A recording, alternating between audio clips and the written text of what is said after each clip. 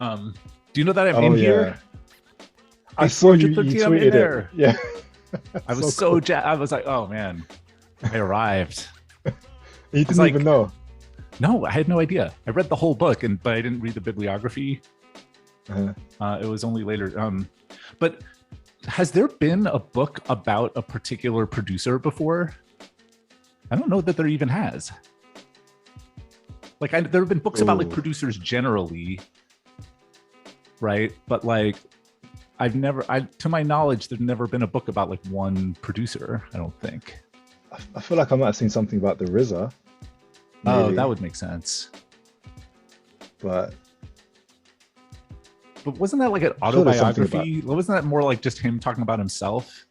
maybe, Yeah. Okay. or Anyway, I rather don't. than his techniques and No, but it was like, everything. yeah, I remember now. But he was talking about like his whole philosophy of life, like more than like Yeah, I think so. production. Yeah, yeah, you Yeah, might which be I'm sure right. is That might be fascinating. one of But the first. anyway, I'll stop talking about this if you want to lift off formally. Um, we give it a couple minutes Okay. if you have a few more people to come. Run away. Is this an instrumental? It is. Yeah, yeah. And keep running away. So back in the 1990s, when I was a callow youth, the cool people in my high school were all listening to The Far Side, and I was an extremely uncool person. And I was just like, I'm like, yeah, this is nice. I don't get it. Now I would love to Yeah. go back in time and be like, you were right. You had better taste than me. You had better taste than anybody. You knew what was up.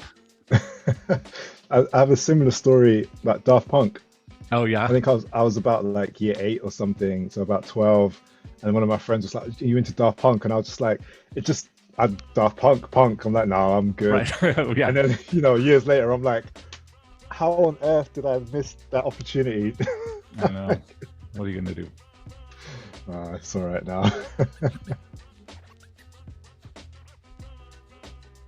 All right,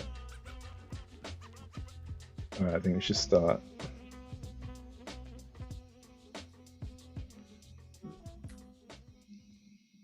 All right. Hi everyone that's here. I know it's Thursday before Easter, so I appreciate you all being here. Today, I don't know if you've been to any of the other sessions that we've had, but so far we had Francis Winston who talked about hip hop. We also had a couple of days ago Faz Shah who spoke about Muslim like Islam and music education, which was really interesting. And today I'm really pleased to introduce to you all Ethan Hine. That we met one of these people that I've met on Twitter and then actually met in real life Yeah, a few years back in New York, which was totally unexpected actually. Um, but we ended up having a great conversation. We recorded a podcast that day actually, that's and right. it's still up somewhere, I think. But it's it's interesting actually. Back then, where my mind was at and what I was trying to understand, and it's almost come a long way. But really speaking to Ethan back then and following him over the last few years, and I encourage you all to follow him on Twitter as well and check out his blog. His blog's got a lot of great information on there. So I've learned a lot, and so I hope you all will learn a lot too. So here is Ethan, and like we always say with these sessions, these sessions they're all about you, really, you coming here to learn. So as much as it's all right, Ethan, just feel free to put comments in the chat. Experiences, things you're unsure about, things you disagree with, things you agree with, all of it. There's not that many of us today, unfortunately, but maybe that just means that we can have more in-depth conversations actually. So there's benefits to that. So yeah, here is Ethan. Yeah, thanks, Nate. Hi, folks. So my name is Ethan Hine. I am a doctoral student in music education at New York University. I am defending in a month. So in a month, hopefully, if all goes well, it will be Dr. Hine.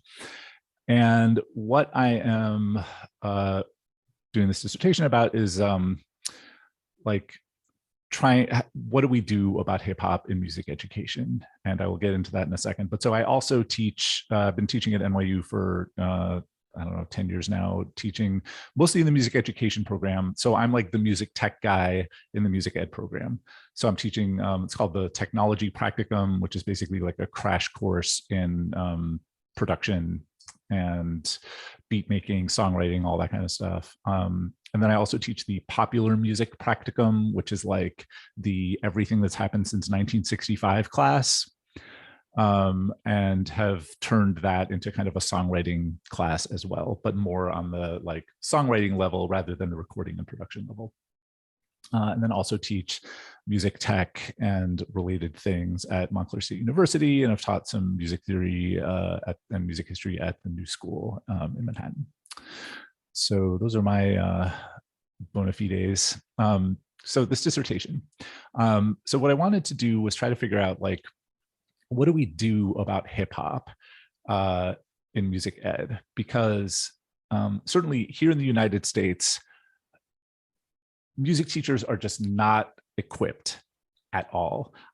In Europe and in the UK, you all have done a lot better about like pop music pedagogy in the music education field. Here in the US, we're about 100 years behind you. So music ed, music education prep is just classical music from top to bottom, soup to nuts. Now there are starting to be some jazz people and some musical theater people, but that's it. And so if you are like a hip hop person, a techno person, a rock person, and you want to get a music education degree, you want to get licensed, you have to do the entire classical theory, history, oral skills sequence. You got to pass an audition doing classical rep on a classical instrument. That is a very high hill to climb over. Yeah. I am not a licensed music teacher. There is no way I would not be accepted into NYU's undergraduate music education program, because I mean, I play the guitar quite well, but I read on an atrocious, like third grade 8-year-old level.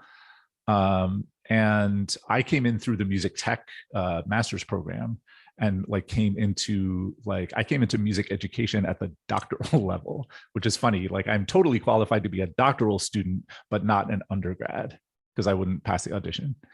So that is a pretty big structural obstacle. And solving that problem is just beyond the scope of like any of my imagination. And so instead, the problem I'm trying to solve is, how do we take the current population of music educators, the foreseeable future population of music educators, and prepare them to deal with this music? So in addition to this, sort of classical music skill set that everybody is required to have, there are some actual other structural issues as well. One of them is just, here in the US, music education is a very white profession. I think something like 87% of music teachers are white, which is a much larger percentage of white people than the school population. So the US is undergoing this rapid demographic shift. Here in New York City, white people became a minority in the school system decades ago, but that is now happening nationwide, where nationwide, like I think the public schools became minority white real recently, and white people will be a minority of the general population in a decade or two. So here in New York City, you have this 87% white teaching force in these schools where there might be no white kids at all, and certainly they're a minority just in general. So that's a problem. So what that means in practical terms is that you have, these very well-intentioned teachers, the ones who are, like progressive minded and like trying to embrace, the kids' music and trying to be culturally relevant, know significantly less about the music than the kids do. But I mean, the majority of hip hop listeners in the US are white also. So even in places where, like outside of New York City, where more of the kids are white, they are likelier to just know more about hip hop than their teachers anyway, just because of generation. So what do we do? Like, what does a guy like me? So last night we had the popular music practicum class at NYU. And this is a pretty typical music education class in that it's like 15 students, of whom 11 are white, 3 are Asian, and 1 is Black, but she is like a Nigerian immigrant, right? There are essentially no African Americans in the program. There are a couple few, but very, very few. And it's not for a lack of trying on NYU's part. I mean, this is just typical of the programs nationwide. So so the point of the dissertation was to try to figure out, like, right, what am I, leading this room full of people, supposed to do about this music? So I interviewed a couple of hip hop educators, and there's a group of 3 of them. And one of them is like a school teacher, but he is like a hip hop outsider. He's a jazz musician who just came into hip hop like as an adult and as like a fan and an outsider. The other 2 are people who are like, like one of them is an MC named Tony Blackman, and one of them is a producer named Brandon Bennett. And neither of them are licensed educators. They teach more like in, community settings, or privately, or in, these kind of workshops, just basically any setting except for schools where they're not licensed yet. But they're the practitioners, they're the experts. And yeah, so it's basically, talking to them about like, what do we do? Like how, what would the approach be?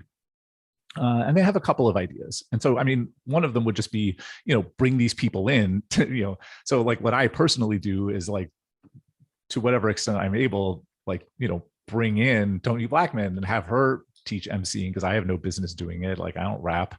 But there's only so much, I only have so much money for outside people, right? Like ultimately I'm the one who has to teach the class. And, like in the public schools, right? Again, there's only so much you can do bringing in outside people. For Brandon, who is the producer, his thing was, you don't have to teach this music at all. The kids know it. What you have to do is just provide them the resources to create it. There is an enormous amount of the creativity just happening out there right now, right? Like in the bedrooms, the playgrounds, the cafeterias, especially in New York City, right? I mean, if you go into like a public school cafeteria, like the kids are just freestyling, like it's just a recreational activity.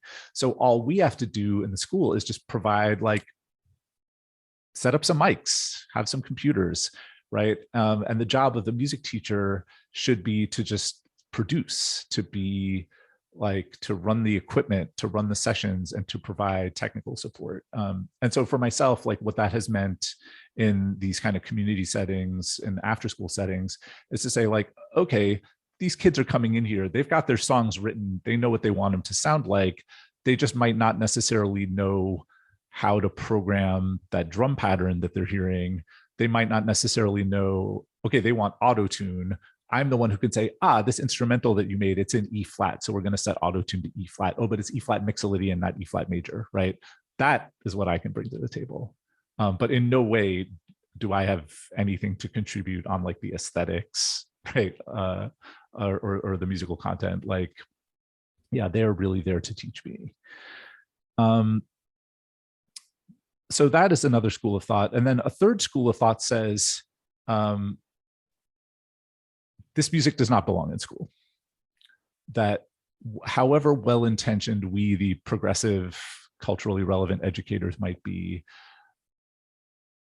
hip hop does not need us. Hip hop is doing fine. Like it's thriving just fine in the bedrooms and in the playgrounds and in the basements. All we can do is destroy it. All we can do is crush its spirit, right? Kind of like what we did to jazz, right? Like, it was definitely a good idea for music education to recognize jazz as an art form and to embrace it. I think that was of enormous benefit to music ed. Was it of benefit to jazz? I mean, a lot of like jazz practitioners got to have like health insurance and, pay off their mortgages and stuff. So that's good. But for the art form, Yeah, it's been a pretty mixed bag, right? And so like the version of jazz that is coming out of universities, yeah. So do we want that version of hip hop coming out of classrooms, right? That's the concern. Um, but then the response to that is to say, look, it's inevitable. It's going to be institutionalized. The only question is, are we going to institutionalize it well or badly? Like, can we learn from the example of jazz? Can we, be reflective and just do a little better? And so I get like these well-intentioned music ed majors coming to me being like, what if I wanted to write a wind band arrangement of a Kendrick Lamar song? Right. And I'm like, yeah, this is gonna happen. It's already happening. Should it happen? Wind band. Yeah. So my personal philosophy is to say we gotta meet the music on its own terms, and that means recording studio. Like, it's a recorded art form, it's an electronic art form. Yes, it's also a performing art form, but the stuff they're performing over was created in the recording studio, right? Like, yes, the roots exist, but they're outliers. Mostly it's an electronic music. And so we should respect that. And rather than trying to sort of shoehorn it into the performing ensembles, say, no, it should be an art class in which you create stuff in the computer. And then afterwards, if you want to perform it, that is great. But that, yeah, it should really be more of a beat making, production, songwriting type of thing. And then performance can be like a nice add-on top of that. And now, like, the other thing is, like, music ed has so far mostly been about the learning and performance of existing music, right? And there are good practical reasons for that. Yeah, composition is hard, really hard. There are some people who teach it at even at the like early elementary level, and those people are brilliant visionaries, but it's hard. And like, arranging for wind band, I mean, arranging for orchestra, arranging for choir, you can't have 13-year-olds doing it. They just don't know enough yet. Yeah. But the beautiful thing about the computer and about electronic genres is that they can be doing this stuff on a pretty authentic level at a very young age. Yeah. To do it well, to do it at that, Kendrick Lamar level is very difficult and takes many, many, many years. But just to get something happening that sounds like actual music, right? The threshold is a lot lower. Yeah. So it just becomes practical to organize the pedagogy around the creation of original stuff. But so the creation of original stuff also solves another really difficult problem, which is language. Yeah, like, what do you do about, like, if you're going to try to like do a Kendrick Lamar song in your ensemble, what do you do about all the N words? Like, right? What do you do about the F-bombs? Like, do you like censor the language, or do you just do it as it's written and then get fired? Like, I mean, that is a real, like, there is nobody who has like a clear, easy solution to this. But meanwhile, if the kids are writing original stuff, then you can just stipulate school appropriate language. And then outside of school, if you want to do like the non-radio friendly version, you should definitely do that, right? Like, but if it's going to be here in the building, you can just put some constraints on the language. So yeah, that is certainly my like preferred approach. I've seen some other approaches that work really well. So one of them is this guy Marco Petrilli in Texas. So he has like what we in the US call modern band, which just means rock band, right? It's just an ensemble that does rock songs with guitars. Do you have that in the UK? Do you have modern band? Is that a thing? I think you guys just have bands, right? That's just, you don't call it anything. You just call it bands. But we have to call it modern band because here band means like John Philip Sousa. Okay, so anyway, but so he has this modern band. and he has all these rappers in his school, all these teenage MCs. And so what he does is he uses the MCs in place of instrumental solos. So like they'll do All Along the Watchtower, and All Along the Watchtower has like a guitar solo after each verse, and he just replaced all the guitar solos with verses from these MCs, and they write their own verses. But so it's a way to like incorporate them into like the existing repertoire. I've also seen people do this for jazz, right, where you treat the MC as like an instrumental soloist. And at the very high level, at the very advanced level, they can just freestyle, right? They can improvise the same way like a horn player can. So Tony Blackman, for years, toured with jazz bands, not as like the singer, but as like an instrumental soloist. And so she would just like freestyle in between the saxophone solo and the trumpet solo. And that works beautifully, right? You can rap over jazz just fine, yeah. And I mean jazz, I mean like Autumn Leaves, yeah. Like that actually is a perfectly fine basis for rap, but also easier if you're going to do some funk tunes, right? You're going to do Stevie Wonder and things like that. And there's actually a surprising amount of overlap between like marching band culture and hip hop. So I don't know, did y'all watch Beyonce Homecoming a few years ago? Right, where she did that set at Coachella, just backed by like essentially a marching band, and it was fantastic, yeah. And I mean, here in the U.S., we kind of have these two different marching band cultures. We have the kind of John Philip Sousa version of it, but then we have the HBCU, historically Black college and university version of it, where it's much more about like the drum line, and their repertoire is much more current. And there's been a lot of hip hop that actually just descends directly from HBCU drum lines. And there's a theory that like trap, the whole genre of trap, kind of originates from those drumline patterns. And it makes sense, right? Trap is very kind of martial, like oh yeah, the marching band version of Killing in the Name of that went viral a while back is all, yeah. I mean, those HBCU drum lines, when they do rap songs, it's always awesome. Yeah.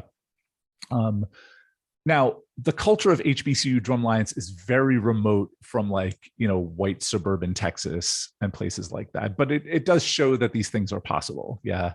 To implement it, there's a much bigger kind of cultural shift that would need to happen, but at least it's possible, right? And so, for myself, like I'm trying to encourage my music ed majors to encourage their students to make original beats and write songs, but none of the music ed majors themselves have ever written a song. So like the main thing I'm trying to do is just get them writing songs and like thinking of themselves as songwriters. And I make them rap, and they hate it. They like it aesthetically, but like it's definitely like very far outside of their comfort zone. And so the only way to make it fair is I do it too. Every time I assign the write a rap verse assignment, like I write one and I go first, I perform it first. And I am not awesome. I'm very clever. I'm good at that, like Lin-Manuel Miranda, like lots of dense internal rhymes kind of stuff. But like, it's too clever. I don't know. It's not something you'd want to listen to for real, but it just breaks the ice. And I, at first, was like being very delicate with them and being like, you can submit a recording, you don't have to perform for the class. But now I have come to feel that making them perform for the class is actually very important. You just have to create like a kind of safe, mutually support, like I just don't do it the first week of the semester. I do it the last week of the semester, right? And first we have a conversation about like the cultural politics of this music. We listen to some bad white rap covers. This whole like genre on YouTube of like white dudes with acoustic guitars sarcastically doing rap songs, right? That's the most horrible thing that exists. So we listen to some of them and try to articulate specifically like why are they so horrible, and just get everybody's feelings about that out into the air before they write stuff, and talk about how important it is to be like autobiographical in this music. which is different from many other musics, right? But yeah, in hip hop, you generally want to stick close to your own personal lived experience. Um, and that could be a bit of an adjustment in music ed as well, right? Because most of this repertoire that like we do in schools is very remote from the lived experience of anybody, right? Either it's historical or you're doing like Siahamba. Do you do that in the UK? Do you do Siahamba in choir? That's like a real standard in the US. It's from like it's a South African song. I don't know. Anyway, like yeah, that's the whole point, is like all this music from the 19th century that we're doing. The whole point of it is to like broaden the kids' horizons, right? It's not supposed to be about them and their experience. But with rap, yeah, it kind of does have to be. Yeah. But that's okay. Like it's okay for rap to be like, it doesn't all have to be like about like guns and drugs. Like it is perfectly fine if it's about the banal details of your ordinary life. I don't know if you all have heard the song Combination Pizza Hut and Taco Bell by Das Racist, but it goes, I'm at the Pizza Hut, I'm at the Taco Bell, I'm at the Combination Pizza Hut and Taco Bell, I'm at the Pizza Hut, I'm at the Taco Bell, I'm at the Combination Pizza Hut and Taco Bell. And the whole song is just about being at the Combination Pizza Hut and Taco Bell. And it works great, right? So like one of the beautiful things about hip hop as a form is that it is about embracing just the most banal details of like whatever your actual life is and turning it into just making it cool just by putting it to music. Yeah, that I feel like is the most beautiful thing about it, right? And I mean, hip hop, like it's from the Bronx, which that is not a glamorous part of New York City, boy. And not just because of poverty, but just because of like, it's just grim. It's just housing projects and industry and elevated highways, and it just sucks. And so like the real kind of magic of like the music coming out of this place is not only does it embrace the place and portray it, but it has turned the Bronx into like the coolest place in the world just because that's where hip hop comes from, right? So now like tour buses go to this 1518 Sedgwick where DJ Kool Herc had his basement parties in 1973. And it's just a completely nondescript housing project like every other grim, depressing housing project, but it's where hip hop was invented. So yeah, it's quite an achievement, right? And yeah, I just like the idea that like just being who you are and being where you're from, even if it's somewhere that's not special, somewhere depressing and unglamorous, a place like Detroit, right, Compton, Houston, Atlanta, like the idea that like you don't have to aspire to be more than you are or different from you are, that who you are is like valid and meaningful.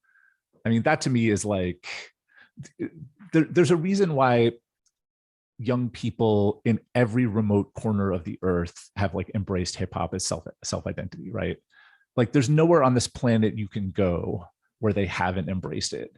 Like remote fishing villages in Alaska, right? Bhutan, Tibet, like remote Himalayan Buddhist kingdoms. I mean, there's literally nowhere you can go where they haven't embraced it. And or my wife is Polish, her whole family is Polish, most of them are still back in Poland. Like you get off the plane in Poland and like my cousin Tomek picks us up wearing like a Wu-Tang sweatshirt, but I'm like, that makes sense because Staten Island and Krakow are very similar in a lot of ways, right? They are facing a lot of the same problems, and I can see why the Wu-Tang Clan would resonate really hard in Krakow. Yeah. So yeah, I don't know. That's kind of my spiel. I would love to hear how y'all are thinking about this. If you are trying to incorporate this music into your work, how you're doing it. Yeah, just what your thoughts are about it. Otherwise, I'm happy to just keep telling you stories from my life. My life's fascinating, but I was going to say, I would probably like to hear those stories, Ethan, because this, yeah. Once again, just thank you, Nate. This is the second one I've come to this week, and they're all blowing my mind. But it's just a little observation, really. It's something that came up in the last session on Tuesday. Just that a music teacher had come along to a previous session talking about hip hop, and that it really opened her eyes to like, wow, you know, her perception of hip hop was, like you say, about violence and drugs and bad language, etc. And that it was the first time she'd ever considered it as an art form. But all I can say is, you know, here's me. I'm a pasty white Scottish heritage woman in my mid-40s. But my musical journey started with my brother in the 80s playing Eric B. and Rakim when I'm 7 years old. You know, and I live somewhere between London and Birmingham. And so that is the start of my musical journey. And all I know is that until the last 6 months, that has had absolutely nothing to do with music educate. You know, it's just this disconnect, because she said that, and I just said, well, the thing is, I thought classical music was a load of old boring guff, and then I found some that I actually liked. And I think it's just the fact that we're all starting from different places. yeah.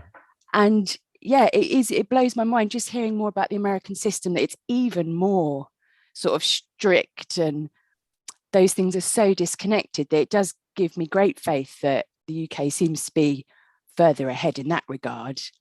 But yeah, I think I'm just interested, like you say, as a pasty white middle-aged woman, I still want to be like the Southwest's Lauryn Hill as a 50-year-old or something. Like, why not? And there's almost a question of like, am I allowed to do that? Is that okay? But like I say, for me, this is as much in my bones as any other music is in anyone else's bones, if you know what I mean. But yeah, there you go. That's my little observation. Yeah. Well, listen, I'm 46. Like I was born in the Bronx, but like there's a white Jewish part of the Bronx. Like there's a fancy part. That's the part I'm from. And yeah, it is very tricky to try to represent, you know, this world that I'm, you know, I mean, I've been a fan of the music since forever, but I am definitely not like of the world that produced the music. But like, there's a couple of things that's been happening in the past few years. And one is just, you know, like the music is 50 years old now, right? Which means that the first generation of the practitioners are getting old, which is kind of great, because now there's starting to be, you know, these figures, like these models who are in middle age or older. You know, like Missy Elliott is, how old is she now? Like 40. And she's still awesome, right? That it is it's kind of like what happened with rock, right? Like that, like it was a just for teenagers for the longest time, but then just, you know, the first generation of stars kind of got old, and like some of them could just continue to do relevant kind of meaningful stuff. And now you're like, yeah, Neil Young kind of made a lot more sense when he was 50 than he did when he was 20, actually. Right. And I think we're going to start getting like, oh, I would love Rakim to put out an album right now. I bet it would be great. Yeah, I bet, like, or with jazz too, right? Like some of the best jazz albums are by people in their 70s. Yeah, Ella Fitzgerald was so awesome when she was in her 70s. Yeah. So I would imagine something similar will start happening with rap. And also, you know, there is a difference between the version of the music as represented on like the radio and on TV versus the music. Yeah. That like, if your only knowledge of film was like the Marvel universe, if your only knowledge of literature was like the airport, like the novels at the airport, you would take a dim view of those art forms as well. Yeah. But we know, well, novels, I mean, yeah, there's the stuff at the airport, but there's a little bit more to it than that. And I think, you know, the same thing is true with hip hop, that like, you know, there's this whole world of people, you know, making this music that aren't on the radio. And the subject matter really does cover the full spectrum of human experience. The marketplace does favor what it favors, but and it favors, unfortunately, a very cartoony and kind of ridiculous version of the music. And here in the US, again, like the majority of the paying customers are white suburban teenagers. And they love the sort of guns and drugs thing as just this kind of, for the same reason why people like gangster movies. Like it's like this escapist fantasy, right? That is pretty disconnected from anything having to do with real life. And that's unfortunate. Like it creates a pretty powerful financial incentive to like play that angle up. But yeah, if you're willing to dig below the top 40, there's plenty of stuff going on. But sometimes the commercial people can be awesome also. I mean, my God, Kendrick Lamar sells a ton of records, which God bless him. That would be if like Coltrane like was, one of the most popular musicians in the world in the 60s. Can you imagine? I'm like, how that guy manages to be so ambitious and so complex and still be so popular and be on TV and stuff is astounding to me. Yeah, we're kind of lucky to live in his era, I think. I think you made some really interesting points. I was just making some notes on different things, and I don't know if we're able to get through it all. I think I remember speaking to a friend of mine. He used to go by the name of Jack Flash. He's a rapper from the UK, and he said, he was doing his thing here, and like many of us, when we're like 14, 15 or whatever, we're writing our rhymes in our bedrooms, and we're putting on this American accent, even though we might never have been or whatever, but that's just that's what we're surrounded by. And he said he won a competition, and part of the prize was going to, I think he went to the Bronx, and he met a few rappers. I think it's like a workshop kind of thing, over a few days. And he said he started to rap, and one of them stopped him and he was like, look, you're not from here, like, embrace who you are. And he's from Huddersfield, so so he's like, all right, cool, but he's like, my accent isn't it's not cool or whatever, according to him at the time. But for him, and it's interesting speaking to him about it, his journey from wanting to replicate something that was very different to him, to embracing, this is who I am, this is my accent, these are the inflections that I have, these are the experiences that, I'm not involved in any drugs, I'm not involved in any gangs, I'm a white guy, but at the same time, these are my experiences and I can talk about it, and I can talk about many different things, and it's going to relate to different people than, the people that, who he might be following, the big stars and so on. And so, one of the things that really, I think, is so powerful about hip hop is that it allows children to explore themselves, or young people even, and us, to explore who we are and take that time to, the rhymes that we learn at school, that I think we learned about rhymes back in school, and then we never use them really, do we? Really, Right. like, Yeah. it just kind of becomes, oh yeah, I know it's a rhyming couplet, but I mean, we never really use it. But it's a chance to use all those skills, plus I think just that introspection about, this is my own experience, and it might be boring to me, but there's so much out there that, it's people just can identify with, and you never know, right? I just put a YouTube link in the chat. So this is a song that I really love called Curry in a Hurry. And it's literally just instructions for how to make Indian food in an hour for less than $20. That's literally what the song is about. And it slaps. Like, it's a really, it's a great track. It does have some mild curse words in it. So I don't know if I would play it for your, year eights, but whatever. I don't know. To me, that really represents, like, that's the truth of this art form, Question: how important do you think it is for for teachers to be able to share good quality examples of hip hop, outside of just saying, we're not doing this, or don't bring certain things into the classroom? I mean, for sure, broadening the kids' horizons is an important part of the job. And like, the music is quite old at this point. Here's an amazing thing. I was watching, Leonard Bernstein did those like explaining the classical masterworks kind of stuff. So he did one about Brahms' Fourth Symphony. And I think it was like 50 years in between Brahms composing his Fourth Symphony and Leonard Bernstein doing this radio broadcast. And I'm like, 50 years ago, that's the amount of time between now and DJ Kool Herc, right? Like, there's a pretty significant span of time, and there's kind of been a lot of history at this point. And yeah, you definitely cannot presume that the kids know about like Run DMC or Missy Elliott even. So for sure, like historical context. But yeah, you don't want to get into this thing of like, no, you kids like the wrong music. That's a bad starting point, especially because, I mean, I don't know about you all. Like, I think the stuff on the radio, like maybe the lyrics are not to my taste, but like instrumentally, I think it sounds fantastic. Like, I think top 40 hip hop is like just the coolest, most futuristic music right now. And I'm talking about like the Cardi B, Megan Thee Stallion, middle of the road, top 40 stuff. Like, it sounds so futuristic and amazing to me.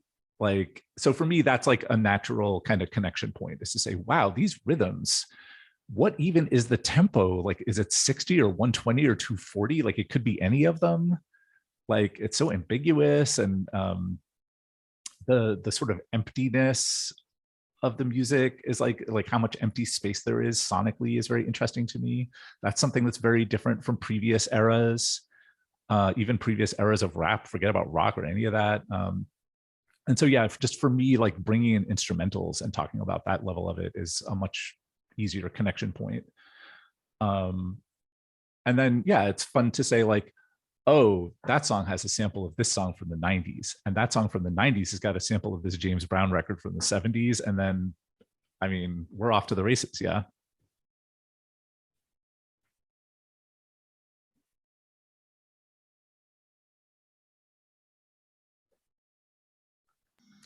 Yeah, sampling. Gotta talk about sampling. So I mean, I appreciate rap, like the vocal art form, as much as anybody, but for me, the thing that really stuck me in was sample-based production. So this idea of like using existing music as raw material for new music that is such a futuristic idea that I still don't feel like we've all kind of caught up with the implications of it fully. So when I was like a working musician, it was always very depressing how much people would rather listen to recorded music than my band. Right? Like, I had this like funk R&B band, and I thought we were pretty good, but like anybody in the world would rather listen to Earth, Wind and Fire than us, rightly so. Because who is as good as Earth, Wind and Fire, right? Like, certainly not us. But when I started like trying out sample-based production, instead of feeling kind of oppressed by the weight of all of this recorded music that's everywhere, I started to be like, oh, wait a minute. All this stuff in my iTunes is raw material. Ooh, wait, there's this one, like I was like a big Grateful Dead fan as a teenager, and I recognize that they are wildly uneven at best, but there's always a couple of little moments in those songs. And I could be like, wait a minute, I could cut out all of their tuneless caterwauling and just take that one measure that is really funky and cool and just put other stuff on. Oh, wow, this changes my whole relationship with them. Yeah. Or like, now, okay, legally, copyright, blah, blah, blah. That's a whole complexity that we can't get into, but just on like an art level.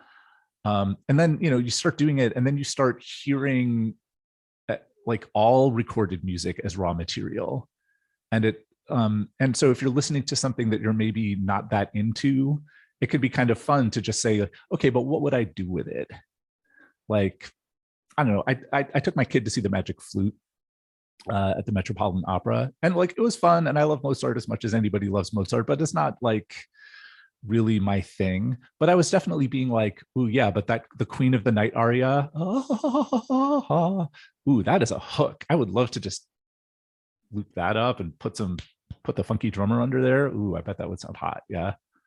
Yeah, I just and I think that there's like potential there for the teaching of like historical music, actually, is to just treat the canonical repertoire as like a sample library. I bet you could engage a lot of kids who are not presently engaged in historical music that way. I haven't seen it tried, but I bet it would work. It's always an interesting thing, right? Just thinking about just how classical music just really comprises the core of all of this, right? Just how you can make links, and how musicians have made links between classical music in what they do and with hip and fused it with hip hop in different ways, right? And jazz, I think more so jazz, right? Like Eric B, Nas does it quite often, so Jay many. Dilla, yeah, like Yeah, exactly. Yeah, just getting into just understanding that these people, and again, I think it just speaks to not just looking at the music as just what it is, but like you said, breaking it down, what are the rhythms, what are the rhythms here? If we can figure out, like you talking about the space sonically, and then think about just the not even the production techniques, but the approaches that all of these producers have taken, right? It's like this assumption that you just sit there and just program beats in, but it's this whole other idea of listening and how much music some of these people are listening to all the time to find certain bits, and then thinking about how that can fit with another track and another track, right? That I think that whole idea of listening actually is something which I don't think happens as often as it should. Listening for listening's sake, in a sense, rather than Yeah, listening like for critical listening. Yeah. exactly. Listen to a song and be like, what do you like about it? What don't you like about it? What parts are interesting to you? Cool. Rather than it being having to be, well, yeah, we're focusing on this song for the next few weeks, so we need to listen to it and we need to break it apart in terms of, its harmony and its dynamics and its structure, etc., etc. But just listening to a song and just what are the parts that catch you straight away and what can we do with them? I mean, so there's a narrative, right? There's a kind of prevalent narrative, the idea that like sampling is like cheating or it's lazy, that it's just a way to avoid having to do the work, right? And back in the 80s and 90s, sampling was very difficult and very expensive, right?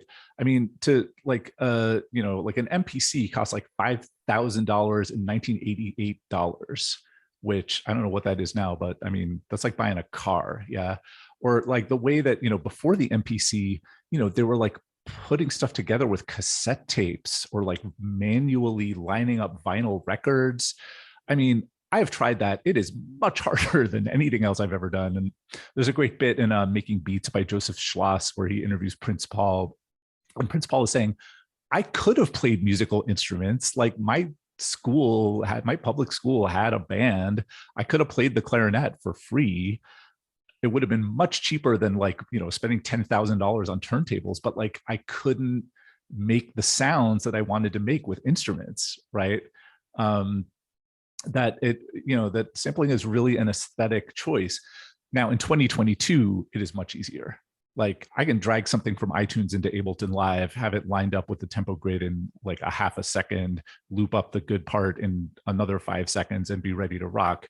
So I think now that is actually sort of a valid criticism to make. But historically, yeah, it misunderstands just how difficult making electronic music was at that time,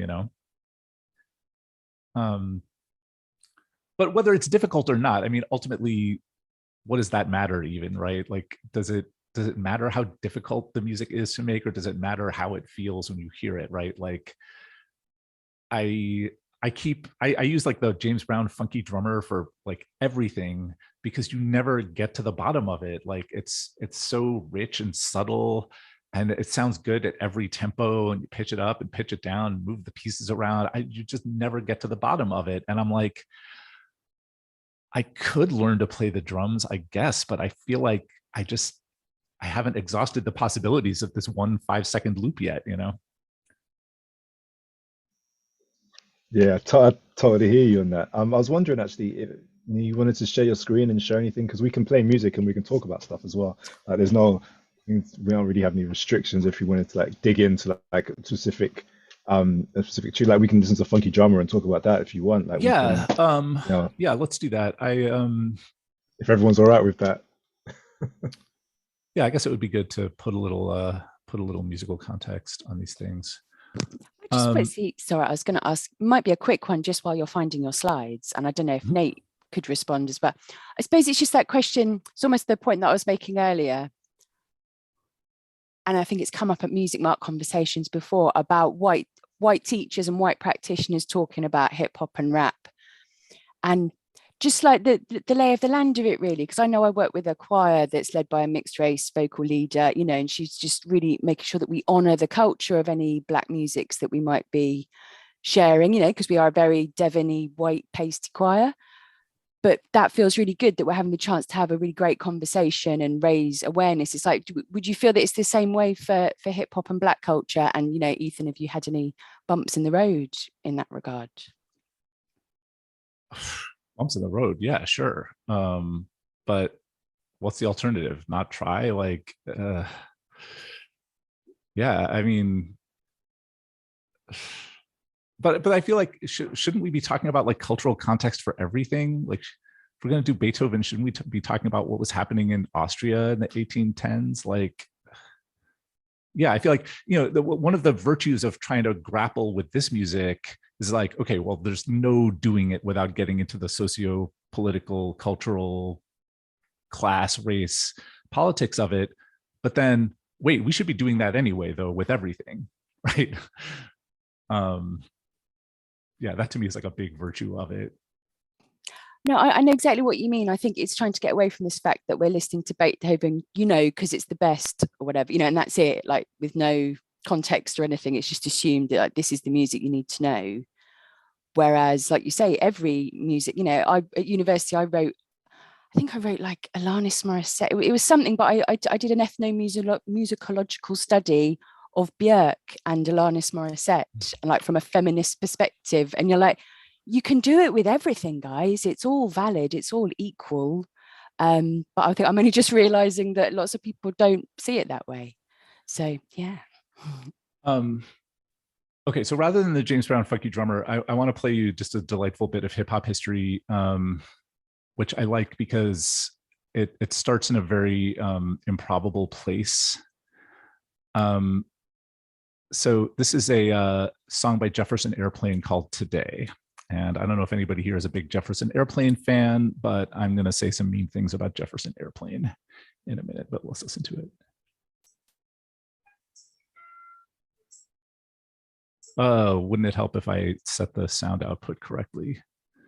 Okay, much better. Today, I feel like pleasing you more than before.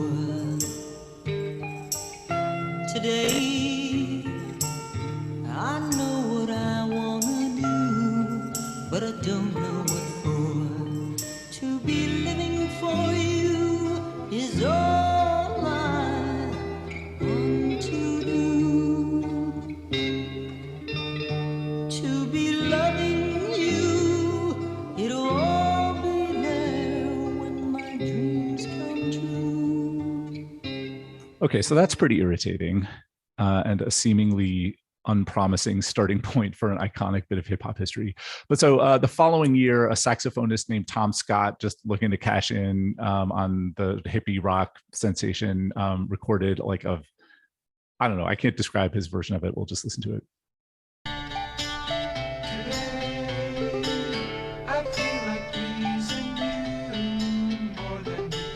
Definitely more professional.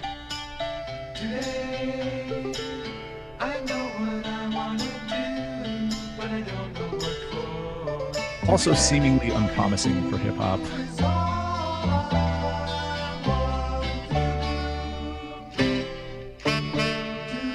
It's got a nice tone.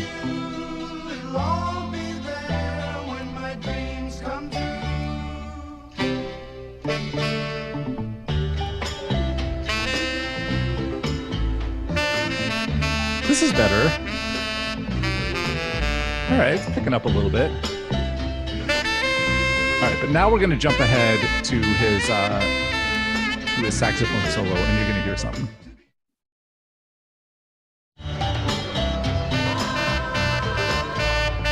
Yes, you do.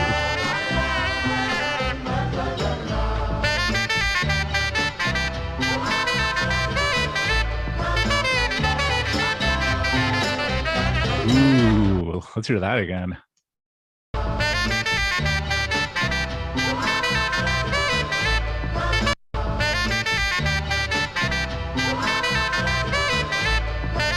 Now we're talking. Yeah. Okay, so in 1991, Slick Rick used this sample in a track, but he buried it really deeply, and he only used a couple of notes of it. Let's hear that. He's just using the first two notes of it. It's pitched down a little bit.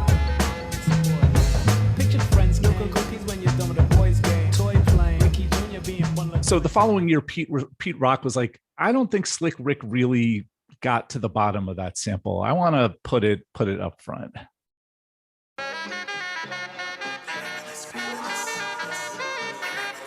also pitched down a little bit. Yeah.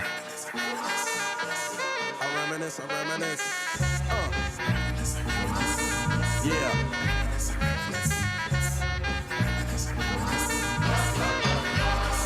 I reminisce for a spell, or shall I say think back 22 years ago to keep it on track. The birth of a child on the 8th of October, a toast, but my granddaddy came sober. Count all the fingers and the toes, now I suppose you hope the little black boy grows. 18 years younger than my mama, but I really got beatings cause the girl loved drama. In single parenthood, You know, and it's pretty, like, the song is a dead serious, you know, just a bit like autobiographical, you know, just story about like having a teenage mother, and it's pretty intense. And it's remarkable to me that they took this piece of like just complete fluff and turned it into, you know, the basis for a pretty like moving piece of art. Like, positive over negative for the woman, a master. Mother Queen's rise in the chapter. Deja vu, tell you what I'm gonna do when they reminisce over you, my God. and so this is the hook, right? This is the chorus.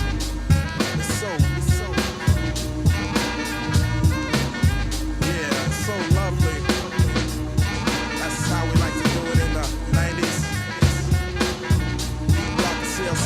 And it's not just the saxophone, right? There's also all that la la la la, like all the choral parts, like all the background that's in there. You know, because I like to ask students, like, how come they didn't just hire a saxophone player? Probably would have cost less and taken a lot less time back in 1992. But then they wouldn't have had the bass line and the guitar and the tambourine and the choir and the reverb and the tape saturation and all of that, right? And then the beat is pretty interesting too. The beat comes from James Brown's "Say It Loud, I'm Black and I'm Proud."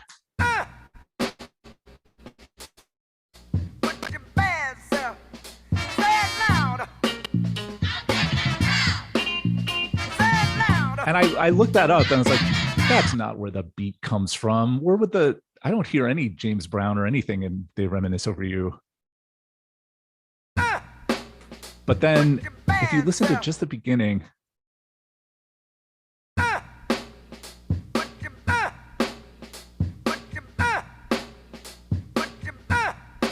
that's the one place where nothing else is happening.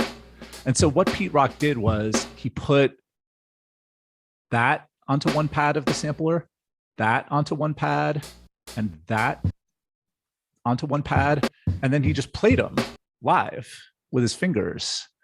So this is all like live drumming.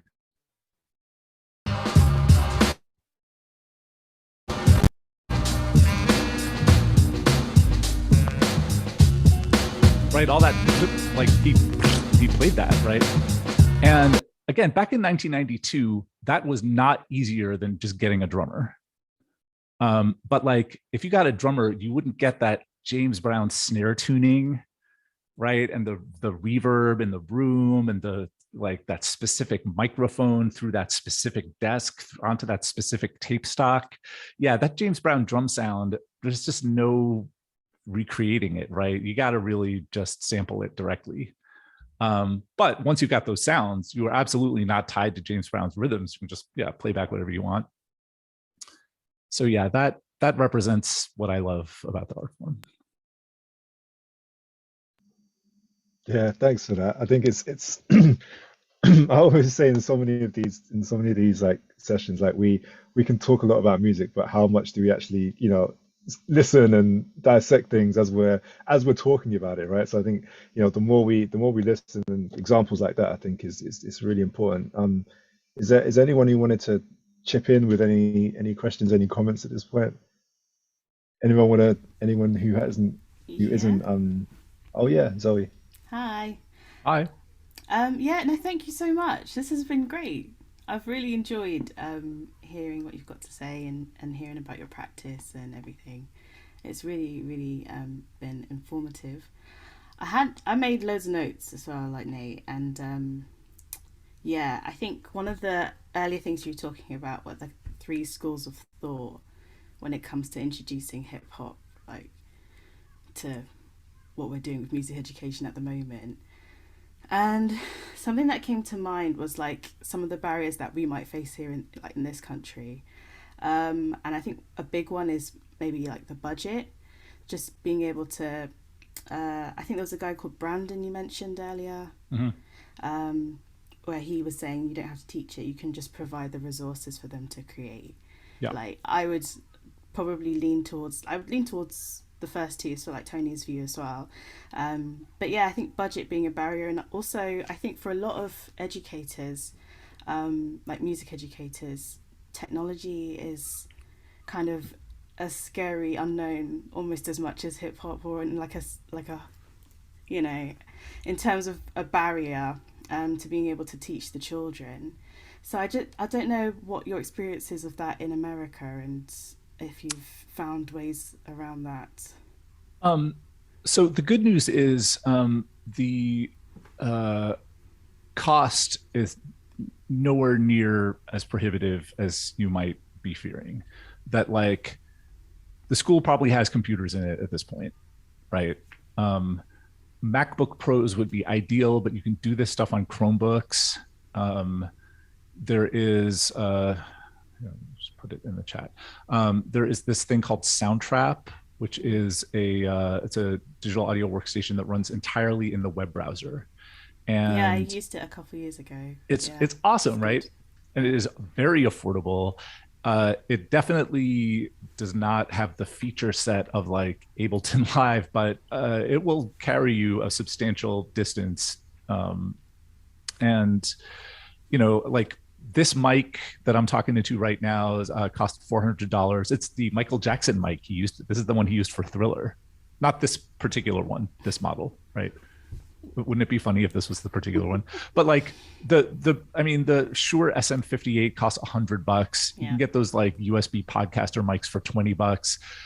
They're not great, but they will get you moving in the direction, right? That like the gear is not super expensive. And even at the high end, like even if you're going to do like Ableton Live on MacBook Pros, I mean, the cost compared to what, like, I don't know, like a set of timpanis costs $11,000. Like, you know what I'm saying? That like the fundraising is usually the easy part here. And like here in the US, like if you pitch it as like STEM, as like science, technology, math, like there are all these like technology, like well-intentioned like technology people who are like, yes, I would love to give computers to the school. I would love to give you equipment.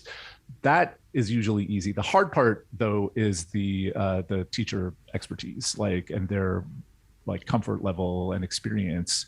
And that's something, I mean, it's going to take a while for, you know, the music ed programs have to be doing it, and then the downstream effects. The good news is though, that like learning alongside the kids is a great way to teach this. And like, so I certainly, you know, come into classrooms with a lot of technological expertise, but like I tend to not have the cultural competence. But I've seen other teachers just say like, all right, we are all going to learn how to make beats together, and I'm going to be like 1 week ahead of you in the syllabus. And the kids tend to react really well to that. Like, okay, hey guys, I learned what a compressor is. Like, let me share it with you. It's pretty exciting. Like that it is not necessarily, it's not necessary to be that much more expert than them. But, you know, because you may not have all this knowledge, but you do know how to acquire and organize knowledge, right? And you can like take the knowledge that they have and kind of put it to use. Like one of my best days of teaching ever was this is like 10 years ago. When I came into the room, I was like, can you all explain to me just what dubstep is? Like, I know what it is, like I hear it, but like, what is it that constitutes dubstep, like as opposed to other forms of electronic music? And so they were like, oh, well, this artist, this artist, this artist. Oh, and it comes from UK garage and two-step. I'm like, oh, I have no idea what that is. Let's listen to some examples. And so together we were able to kind of arrive at a definition of it, where I was able to say, oh, so it has to have like halftime feel and like quarter note triplets. Like they don't have that vocabulary, but I am able to sort of apply my vocabulary to the examples that they're bringing in with them. I don't know, it was a great day. Now I do that stuff on purpose. And yeah, I mean, I don't know, it's not actually that. The other thing is like with each passing year, like the software gets easier. It is much easier now than it was 10 years ago. And 10 years from now, presumably it will be easier still. And also the price of stuff just keeps falling. So over time, hopefully these barriers will be less less of an obstacle. Oh, and Nate is promoting my book. God bless Nate. I did write a book about starting a music technology program in your school. I co-wrote it with this guy, Will Kuhn, who has the biggest and most amazing high school level music tech program in the US. And I don't know, you should buy it. We wrote it specifically for you. It's got the project plans, lesson plans, but also how do you develop your own stuff that is more responsive to the interests of your particular student population. We get into selling this to the various stakeholders, budgeting, live performance, all that stuff. So yeah, check it out. Hopefully it's helpful. That's great. Thanks. I had one more thing I was going to ask as Please. well. Just going back to the thing you're mentioning along the lines of the US, like the band, marching band stuff and the HBCU stuff. I didn't know that, what was it, trap might have originated from that. That's really fascinating. Just out of interest, like, do you know what the music education side is in the HBCUs, and how, are they in the conversation in terms of being able to educate the students along the lines of something that's not just classical music? Yeah, I mean, there's always been this sort of like parallel kind of informal mentorship model. Like, I mean, the way that jazz worked forever until like the 1980s was this kind of like just peer-to-peer, after hours, like extracurricular type of thing. And they have certainly, like, in these types of institutions, like, I mean, they have to do, like, if they're gonna like get their music ed majors licensed to teach in the public schools, they have got to hit the same, kind of like music history, theory, oral skills requirements that everyone else does. But then around that, you certainly have a certain amount of discretion. What do you do with the electives, and what kind of repertoire are you doing in the ensembles? And so, yeah, they have certainly used that freedom. But I mean, there is just a lot of friction. Oh, here's an astonishing piece of news. New Orleans recently repealed its ban against teaching jazz in the public schools, which means that until about 6 weeks ago, New Orleans had a law banning the teaching of jazz in the public school. New Orleans. Wow. Now, nobody followed this law because it's ridiculous, but like, it was literally a law on the books. That's how backwards America is. Like, so it's, like I feel like structural racism is really like the main obstacle to doing any of this, much more than money or teacher expertise or any of that. And I know that this is a problem everywhere, and that the UK certainly is not immune to this, but it seems a little bit less entrenched over there, I hope. Yeah, no, I don't think jazz is banned. Yeah. Yeah, you all seem like you always kind of like appreciated it better than we did, like from day one. I think some of the problems, sorry if I may, Zoe, some of the problems that we have, I think, is that we are constantly drawing our sources of inspiration from the States, which isn't necessarily a bad thing, but sometimes when that's the only source, right, that's, I think, when some of the issues can come up. And there's so much, there's a wealth of jazz even in the last 10 years that's come out of this country, which doesn't sound like, it doesn't sound like, like Giant Steps or anything like that, right? It's not the same thing, but it's the cultures that are here and are fused together, and people trying to find their identity through music, right, has kind of brought about this jazz fused with hip hop / Afrobeat / garage, like, which is just this incredible mix of stuff that, but still kind of looking to the States and be like, well, this is a 251, which isn't again, it's not a bad thing. It's just, it's just this idea of cultural relevance, right? And just we need to still understand what's happening, in our local areas in our country, as well as, where the music originates from as well. And I Speaking think of jazz, sorry. make sure that Nate plays you his video of playing that Little Sims verse on his saxophone Okay. because it is. I show that to students every semester. I love that video so much. I'll find it and I'll play it for everyone now. I think if I know where to find it. I don't even know. I don't think it's on YouTube. Yeah, I think it's on your Instagram or something. I'm sorry, Zoe, we cut you off. No, it's fine. I was just responding to Nate. I think, yeah, there's definitely kind of like a rising of a lot of amazing young musicians coming up and using things that they're hearing from other countries. But I mean, it is jazz and it is Afrobeats, but it all kind of falls under hip hop in a sense, you know, just in terms of them being able to find their identities through that music. It's really fascinating. I mean, for me as a teacher, I was really fortunate because I was in a group of like 9 music teachers for a couple of years, teaching across a federation of primary schools. And one of the things we did was we developed like a hip hop module type thing. So we were able to use that and teach that to, I think it was year 6s at the time, and it was based around like the history of hip hop. And then we used Sugar Hill Gang to like rap, and part of it was the teacher. In the group there were 2 of us that were black, so most of the teachers, you know, were white, and they were rapping Sugar Hill Gang to the children just to say that, you know, that they can do it. And like you were saying before about creating that safe space, and a lot of it was learning together for some of them as well. So I think it is possible. I've seen it happen. Yeah, it's interesting. I think for me, like at the moment, I'm teaching year 1s rap to the Fresh Prince theme tune because everyone seems to know that. Iconic. And our school's based near Brixton, so they write their own lyrics to Brixton, learning about Brixton and finding the link and personal connection in that way. So, you know, they're like 6 years old, so 5-6 years old, so they can do it. It's possible. I think I just want to encourage any of the teachers that are listening that are thinking, oh, I can't do it, or it's not for me, or anything, to think that you definitely can, you know, just find little links that make it relevant for the children. I think is the main thing, and that safe space you're talking about. You reminded me of something.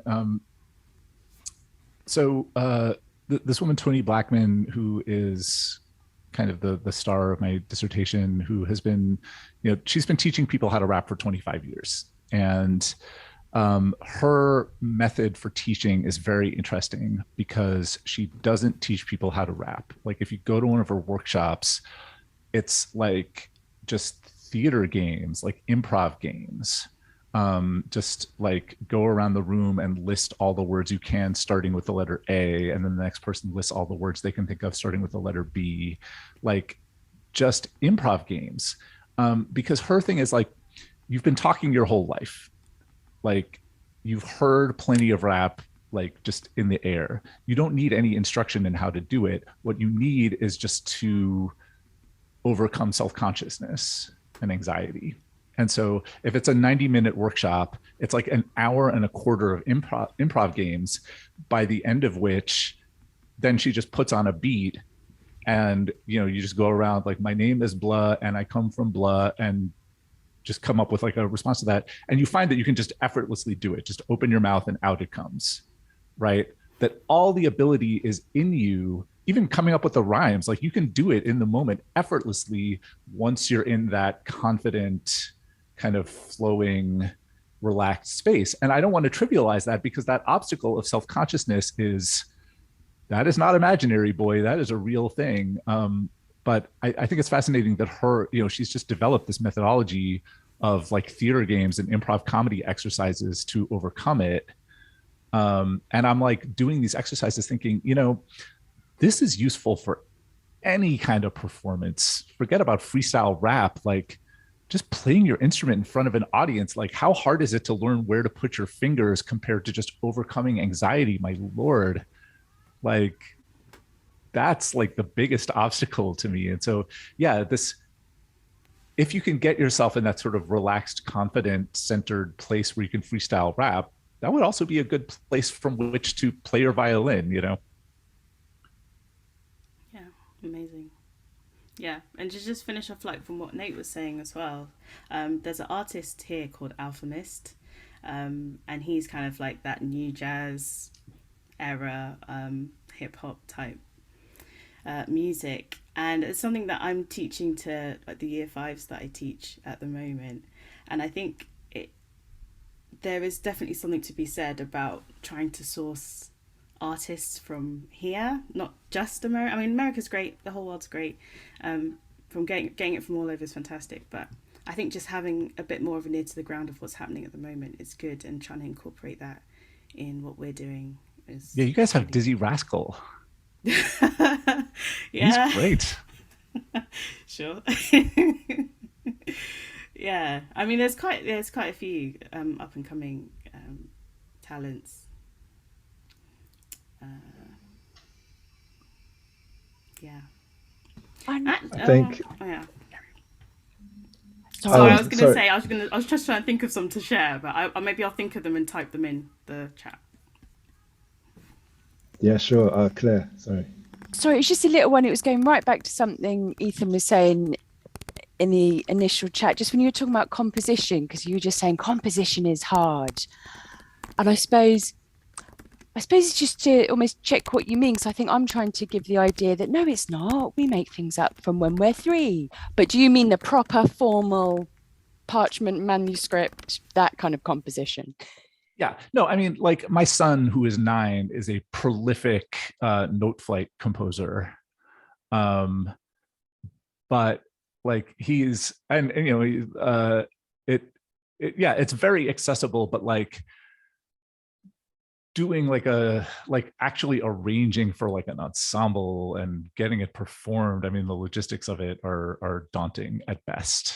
Right. No, for sure. I mean, making up songs, my lord, right? Every small child in the world does that instinctively. Yeah, no obstacle there. No, I know what you mean. I think it's it's certainly something we're trying to encourage, like you say, by using Soundtrap or BandLab or whatever, people can feel a success really quickly. And that's not to minimize what they're doing. It's just more to say this is possible, look. And I think that's such a huge barrier to some young people. And like you say, we've all got voices and we've all got web browsers, we've all got the tools to make this kind of music, you know, we've all got stories to tell, and yeah, that message doesn't feel like it's out there very much. I want to say about using like Noteflight or Flat.io or Finale or Sibelius for composition. Western notation is really, really great for harmony, like super intuitive, especially for like diatonic stuff. But it's a pretty awkward system for rhythm. And I notice like if you ask kids to like come up with stuff, they will just intuitively come up with stuff that's very syncopated. Because you know that's just if they're listening to the radio, everything is on weak beats. But then notating that stuff is really hard, and so they end up just abandoning it and coming up with these like strings of quarter notes. And that can be demoralizing. And so, yeah, I do really like the MIDI piano roll as a like beginner level composition thing, just because it's so much easier to do complex and offbeat rhythms that way. Then you can always bring them into, you know, note flight from the MIDI piano roll afterwards. But yeah, you definitely don't want to sort of make them learn how to do ties and dotted rhythms before they can start working out ideas. Yeah. I think just on that point, there's a really great video by I don't know if you follow 12 Tone on YouTube or even on Twitter, but he made a great video about the I guess the limitations of Western notation. I'll put a link in the chat so everyone gets it. But it's a really great video. Just just not to say that it's we should leave it alone and abandon it, but just some of the limitations in it. Just even and something just when he said in that, just even the fact that there are five staves equal distance apart, because realistically it's because if we've built our system of music on the major triad or minor triad, that's they're equally spaced apart. That's kind of why we've done it like that, right?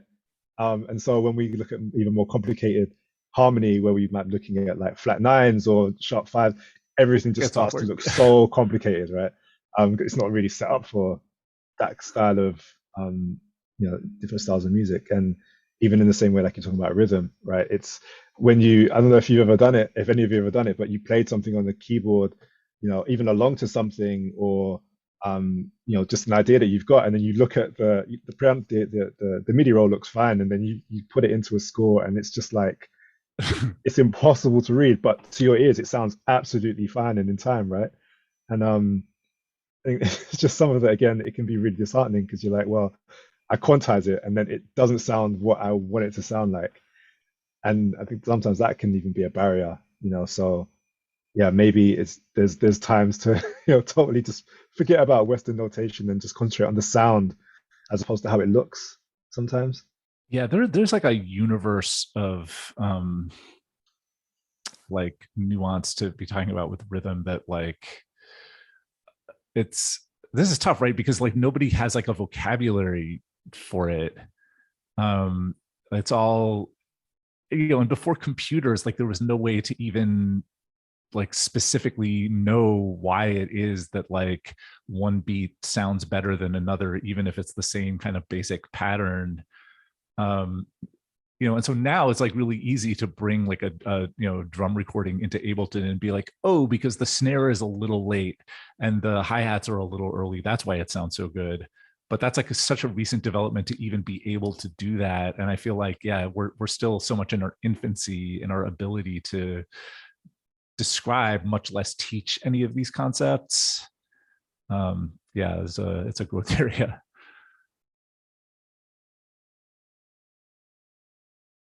So I'm just picking up this this YouTube video for you all. This is on my 12 tone on it's called what's it called? How Sheet Music Lies to You. It's called. I know it's a clickbaity title. It's a clickbaity title. The video is very nuanced. Yeah. Yeah, definitely worth checking that video and other videos by him as well. There's some really great content on there. I said I would find that video for you all. I think this goes back to actually something we were talking about in our previous session before that, about hip hop and about breaking down. Hip hop doesn't always have to be about rapping, right? That's just one element of it. And how can we did a little if you weren't here, we did a little thing online where we put on Fresh Prince and we just tried to clap the rhythm of his rhyme, and you realize it's actually way more difficult than you think it is, right? Now there's doing it in time with him, it's pretty difficult.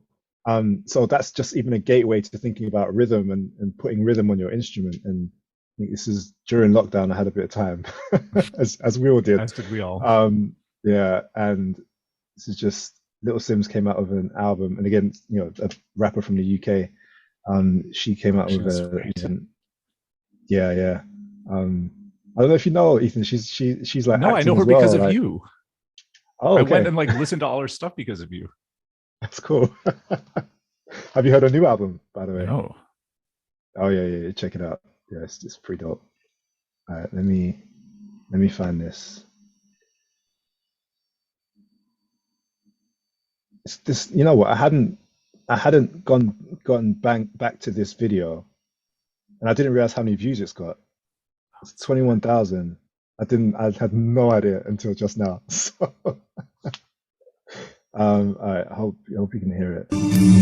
Night time today, like we grow trees. Same guys who make minds to go deep. OB, wanting to get some so chill. Caught in a day in the life you won't see. Caught in a day in the life you can't be here for. It's a day in the life of OGs. Dealing with in the demons I won't leave. Not a word you will listen when my song speaks. Down I go, so follow me. Actually, don't follow me, nobody follow me. I'm a best honestly, follow your policies. They wanna keep me down and demolish me. Use me, content, demolish me. I don't wanna hear no apologies.